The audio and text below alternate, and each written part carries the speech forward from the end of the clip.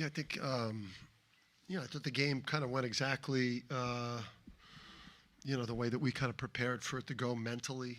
Nothing in this league is easy, especially when it's a team coached by Ed Cooley. He's one of the best you'll go against. I think some unsustainable things obviously going on with us. The defensive rebounding is obviously an issue. Just having that force, that force in the paint.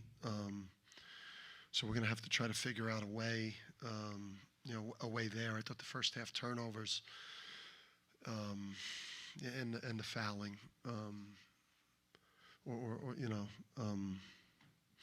we just got to figure out why. Just really go back and watch the film and just figure out why we're just being called for more fouls than our opponents are called for once we get into league play. Because you play 34% defense from the field. Obviously, we didn't create a lot of turnovers off our defense, but held them to four assists, held them for 16 from three, with some really good 3-point shooters, and but again, just why are we after every one of these games in the red from the foul line? Just Alex, what he was able to do tonight. I mean, you had times you needed somebody to give you a lift, and he deliver that. Yeah, him and Cam were great. I mean, anytime we got to 8, he'd step up and make a shot, make a play, get it to, get it to 10, hit a 3, go up 13. It never really felt comfortable out there. But those two guys, obviously, Sampson had a tough night. T-New couldn't really find his rhythm out there. Shooting the ball and driving it with a lot of contact and not really getting to the line with that. We needed that. Needed that type of performance from those guys to get out of here, I guess, with a semi-comfortable win. Semi. Alex's versatility, not just on the offensive end. Yeah, I mean, he did a better job, than Sampson did.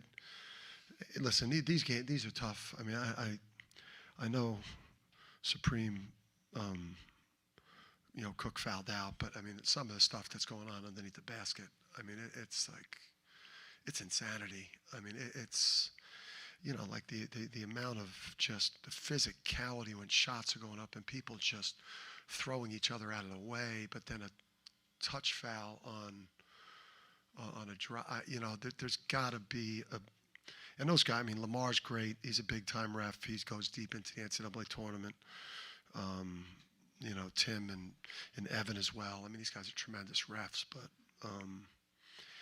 it feels like when shots go up, it's like hockey checking or something, and then They were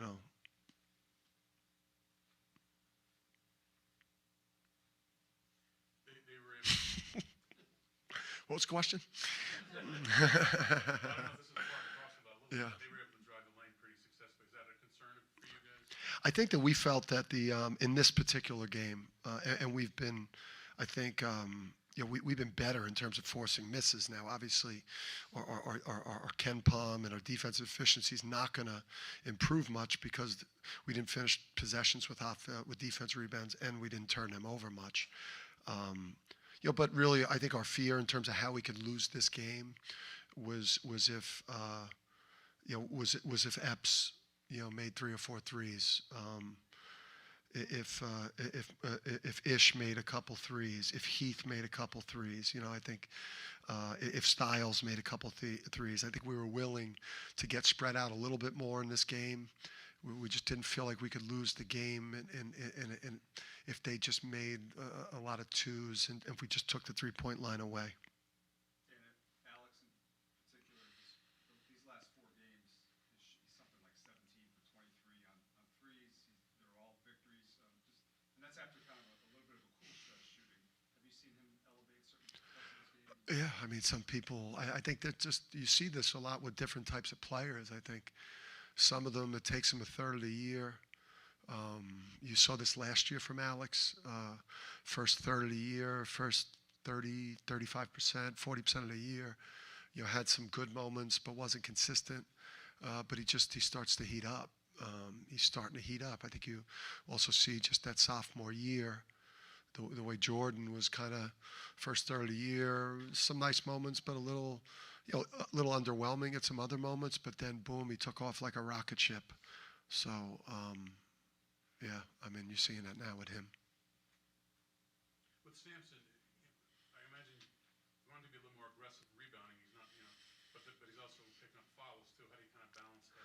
It's tough. I mean, and I thought Stewie was, our version of Stewie was, I thought he was solid. I thought he didn't, he had the nice dunk, and that got it got the crowd into the game at that point. The crowd got into it on that dunk. But he just, he's got to find a way to. He's not. The physicality of this league under the basket and how it gets in there at different times, just it's bad for him. That's why in a non-conference he looked better. You don't have to deal with this because this type of play is only, it only goes on in Big East Conference play. Do that in the NCAA tournament, you may never ref another game.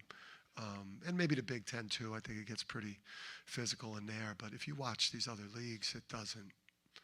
I watch an ACC game, SEC game. It does not look like that. So it doesn't play to his strengths.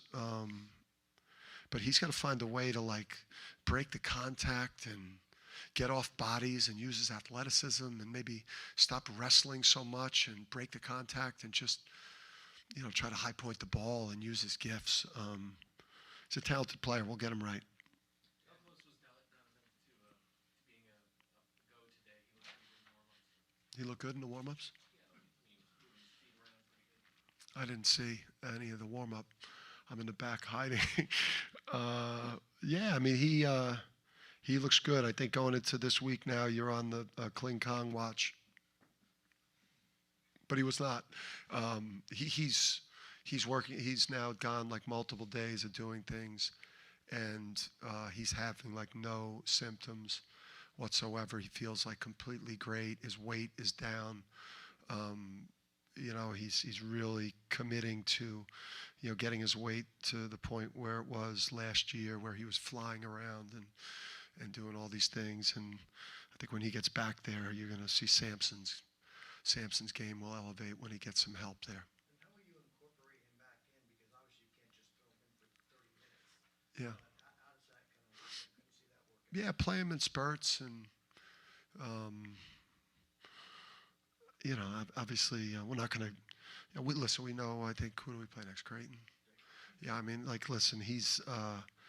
The only way he's out there versus Creighton is if this thing continues to progress, and we feel like he has had enough practice time. We're not going to rush him out there just because you've got Kalkbrenner and just how brutal of a matchup that looks like based on how things have been going recently for us. So, on the interior. So, I think it'll be pretty seamless. He has the experience from last year coming off the bench.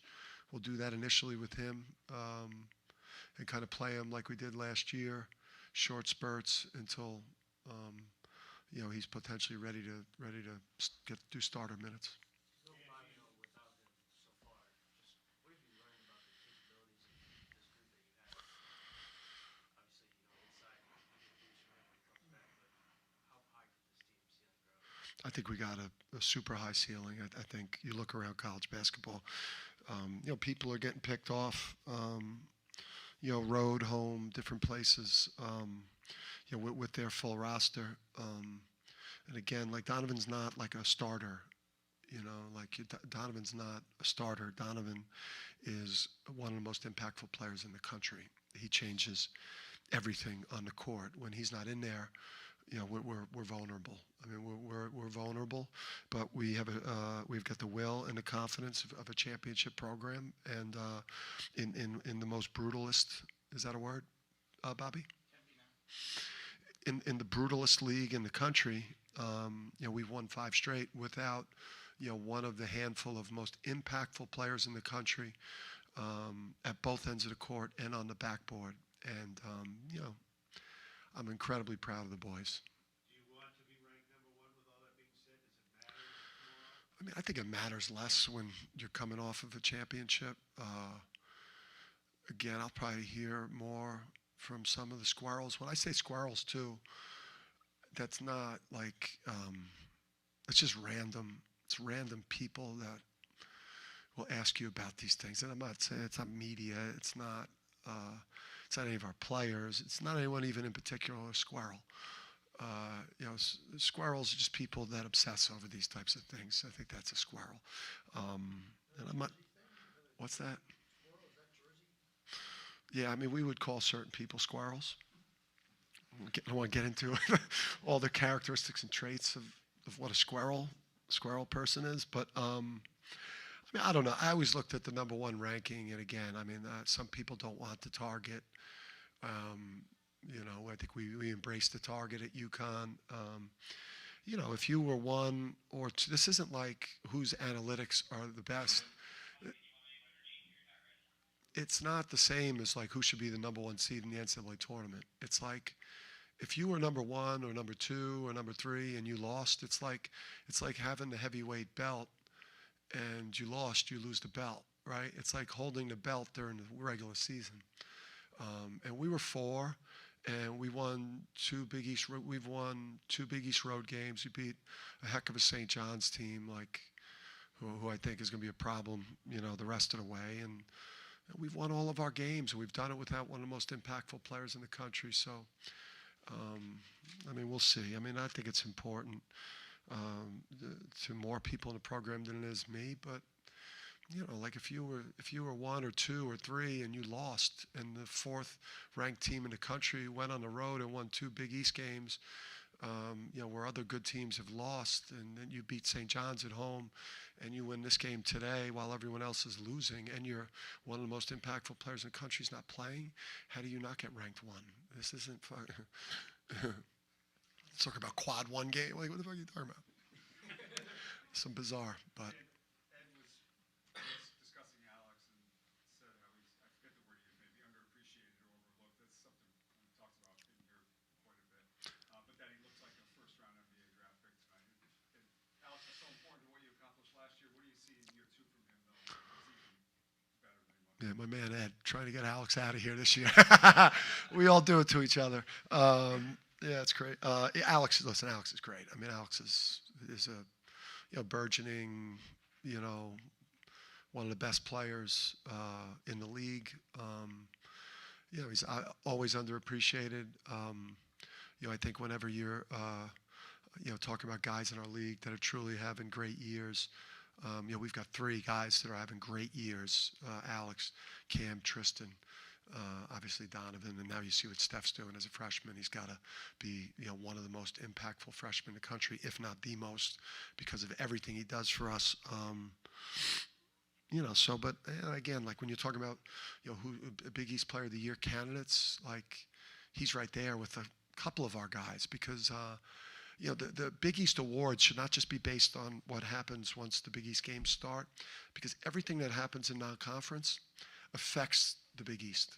Like the season doesn't just start relative to those awards, like what net you bring into the league, how you played in those 11 games leading into Big East play.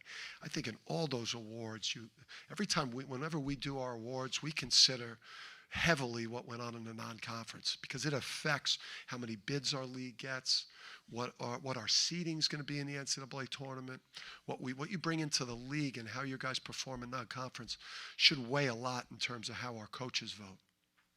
Thoughts on Jordan Hawkins' career high 34 points last night, Andre Jason's double-double? Just had a chance to see any of it. Free Hawk.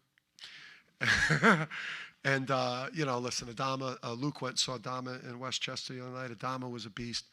I mean, listen, there's a reason why we blew through that tournament last year, right?